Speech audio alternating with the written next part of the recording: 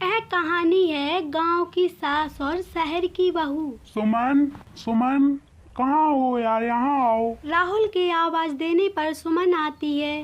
क्या हो गया राहुल, इतना क्यों चिल्ला रहे हो? सुबह से ऐसी कौन सी मुसीबत आने पड़ी है? सीमा, गांव से मेरी माँ आ रही हैं हमारे साथ यहीं रहने के लिए। राहुल, तुम्हें पता है ना, मुझे तुम्हारी माँ बिल्कुल भी पसंद नहीं है। उनके गांव के तौर तरीके मुझे बिल्कुल भी नहीं भाते। सीमा, मैं माँ को मना नहीं कर सकता। माँ हमारे साथ ही रहेंगी, आज सुबह ही वो आ जाएंगी। मैं ऑफिस जा रहा, तुम माँ का अच्छे से ध्यान रखना। इतना बोलने के बाद राहुल ऑफिस चला जाता है। सीमा हॉल में बैठकर पॉपकॉर्न खा रही होती है, तभी घंटी बजने की आवाज आती है। अब कौन आ गया, सही से खा भी नहीं सकती, अभी आना होता है सब लोगों को। सीमा दरवाजे पर जाकर देखती है कि उसकी सास एक बड़े से सूटकेस के साथ दरवाजे पर खड़ी है। अरे माँ जी, आप यहाँ कैसे और क्यों आई हैं? आपने बताया भी नहीं। बेटा, बहुत याद आ रही थी तुम लोगों की, तो आ गई। इतना बड़ा सूटकेस लेकर आई, मतलब ये बुढ़िया 2-3 महीने रुकेगी यहाँ पर? बहू, बहुत जोर से भूख लगी है, कुछ खाने को हो तो दे दे, कल से खाना नहीं खाया मैंने। माँ जी, आज खाना तो नहीं बनाया है, सुबह से हम लोगों ने बाहर से मंगाया था। किचन में जाकर देखती हूँ, अगर कल का खाना रखा होगा तो। ये बुढ़िया आई नहीं कि ऑर्डर शुरू हो गए, अब इनको खाना बना कर दो। प्रेमलता हॉल में बैठी होती है, तभी राहुल ऑफिस से आता है। बेटा, आ गया तू? आप मेरे पास आकर बैठ, बहुत दिन हो गए, तुझसे जी भर के बात ही नहीं की। हाँ माँ, तुम सही कह रही हो, मुझे भी तुम्हारी बहुत याद आती है। यहाँ तो सुबह से शाम तक काम ही करता रहता हूँ। प्रेमलता और राहुल हॉल में बैठकर बात कर ही रहे होते हैं कि तभी सीमा आती है। राहुल, तुम अभी तक तैयार नहीं हो गए, तुम बातों में ही बैठे हो। तुम भूल गए क्या आज हमें एक पार्टी में जाना है? ओह, मैं तो माँ की बातों में भूल ही गया था कि आज हमें पार्टी में जाना है। चलो हम तीनों साथ चलते हैं, माँ को भी साथ ले चलते हैं, इसी बहाने माँ घूम भी लेगी। राहुल, मैं माँ जी के साथ नहीं जा सकती, इनका पहनावा देखकर वहाँ बेइज्जती होगी हमारी, वहाँ बड़े बड़े लोग आएंगे।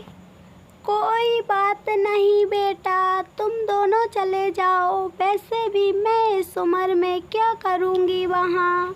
और फिर राहुल और सुमन पार्टी के लिए निकल जाते हैं और प्रेमलता फिर खिचड़ी बनाती है और खाकर सो जाती है।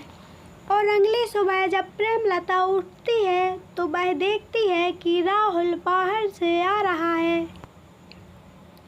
अरे बेटा, तू सुबह सुबह से कहाँ से आ रहा है? माँ, कल जब से पार्टी से आए हैं तब से सीमा की तबीयत बहुत खराब है। डॉक्टर को लाने गया था तो डॉक्टर भी नहीं मिला, अब क्या करेंगे। फिर प्रेमलता और राहुल सीमा के कमरे में जाने लगते हैं। बहू, बहू, बेटा क्या हुआ तुझे? उठ।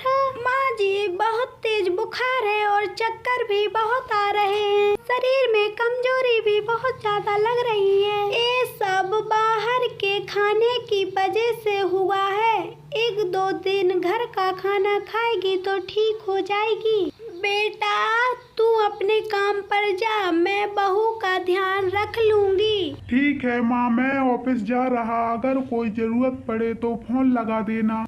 और फिर राहुल ऑफिस के लिए निकल जाता है। बेटा, मैं तुम्हारे लिए खिचड़ी बनाकर लाती हूँ, खिचड़ी खाने से शरीर को ताकत मिलेगी। और फिर प्रेमलता खिचड़ी बनाने के लिए चली जाती है। मेरी सास तो कितनी अच्छी है, मैं उन्हें फालतू में ही बेकार समझती थी।